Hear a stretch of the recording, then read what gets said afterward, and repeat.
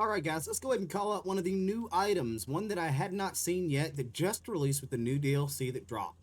So we've got the Tide Breaker. Now, this is a pretty interesting legendary so far in that it's a self-cast around yourself. So what it does is creates a huge wave that knocks back enemies and soaks them with water. Now, the fact that they're soaked means they're going to take increased damage from lightning and frost. That's a 150% damage increase from those two. Any fire damage is going to be debuffed, but this item seems like it will go great with a lightning or frost based build. So it may be one that you'll see replacing the Buffmeister quite soon, as that you'll see that 150% bonus on the damage means, well, you get to cast that twice as often to deal 150% more damage if you're built around lightning and frost. It's pretty awesome and I highly recommend it for those frost or lightning builds. I would like to call out, as you can see in some of the gameplay, it doesn't seem like it always procs 150% damage bonus.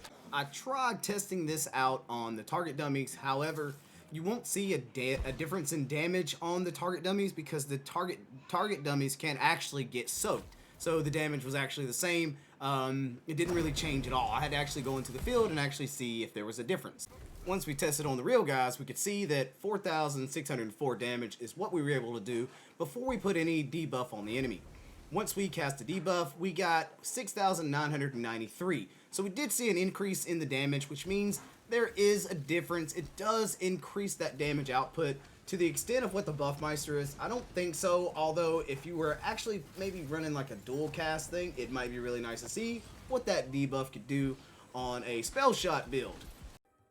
In my opinion, either way you slice it, the Tiebreaker is a pretty cool legendary that goes great with lightning or frost-based builds. Being able to increase that damage output by at least 150% is quite insane in my honest opinion, as some of the best builds are built around frost and lightning.